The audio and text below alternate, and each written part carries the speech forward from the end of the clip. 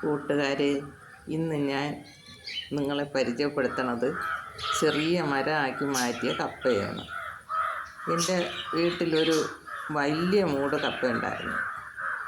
കപ്പ എന്ന് പറയുമ്പം കപ്പയ്ക്ക അല്ലെങ്കിൽ പപ്പായ. അത് വലിയ മൂടായിരുന്നു.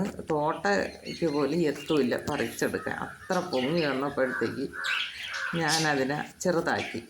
അപ്പം ചെറുതാക്കി എങ്ങനെയാണ് ചെറുതാക്കി എടുക്കണമെന്നും ഇതിനെ ഒരു മൂട് 2 മൂടാക്കി 2 കവരത്തിൽ പൊടിച്ചതെങ്ങനെയെന്ന് ഞാൻ നിങ്ങൾക്ക് പറഞ്ഞുതരാം. അപ്പോൾ ഇത് നമുക്ക് അങ്ങനെ ചെയ്തെടുക്കുമ്പോൾ നമുക്ക് ആ തറയിൽ നിന്ന് ഇതിനെ പറിച്ചെടുക്കുകയും ചെയ്യാം. എന്താ ഒരു മൂടായിട്ട് പോയത് 2 മൂടാവുകയും ചെയ്ത് നമുക്ക് തറയിൽ നിന്നുകൊണ്ട് തന്നെ ഈ പറിച്ചെടുക്കുകയും ചെയ്യാം. അത്ര എളുപ്പത്തിന് നമുക്ക് തയ്യാക്കി വയ്ക്കും. ഈ വലിയ മൂടുകളൊക്കെ പൊങ്ങി പോകുമ്പോഴത്തേക്ക് നമുക്കത് ഒന്നും ചെയ്യാൻ ഒക്കില്ല. തോട്ടകൾ പോലും എത്തൂല പറിച്ചെടുക്കാനായിട്ട്. നല്ല മൂട് കപ്പകളും ആയിരിക്കും. അപ്പോൾ അതിനെ നമുക്ക് എങ്ങനെയാണ് ചെറുതാക്കി എടുക്കണേന്ന് ഞാൻ ചെയ്തത് നിങ്ങൾക്ക് പറഞ്ഞു തരാം. അത് ഇതിനെ ആ മൂട്ടിന് കുറച്ച് ഒരു മീറ്റർ പൊക്കം 1 മീറ്റർ പൊക്കത്തിൽ വെച്ചിട്ട് ഞാൻ അവിടെ വെച്ച് കട്ട് ചെയ്തിട്ട് ഒരു പ്ലാസ്റ്റിക് കവർ വെച്ച് കെട്ടി വയ്ക്കുക.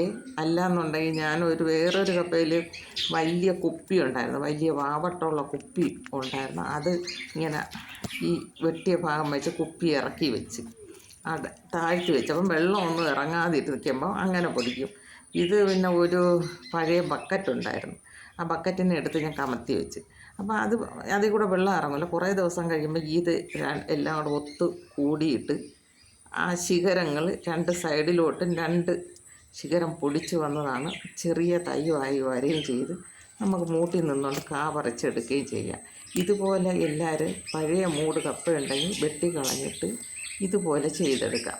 അപ്പോൾ എൻ്റെ ഈ വീഡിയോ ഇഷ്ടമായെങ്കിൽ ലൈക്ക് ചെയ്യണം, ഷെയർ ചെയ്യണം, സബ്സ്ക്രൈബ് ചെയ്യണം. എല്ലാവരും ഇതുപോലെ കണ്ടിട്ടൊക്കെ വീണ്ടും മരം നേരത്തെയൊക്കെ എല്ലാവരും വെട്ടി അങ്ങ് കളയും. അപ്പോൾ അതോടുകൂടി അത് നശിച്ചു പോകും. അതിനേക്കാളും ഇങ്ങനെ ചെയ്തെടുത്താൽ വീണ്ടും നമുക്ക് ഒരു മൂടിന് 2 മൂടാവുകയും ചെയ്യും. വീണ്ടും പെട്ടെന്ന് കായ്ക്കുകയും ചെയ്യും. ഒരു തൈ വച്ച് വളർത്തിയെടുക്കണേക്കാളും നമുക്ക് പെട്ടെന്ന് കായ് പറിച്ചെടുക്കാൻ പറ്റുന്ന ഒരു രീതിയാണിത്. എല്ലാവരും ശ്രമിച്ചു നോക്കൂ.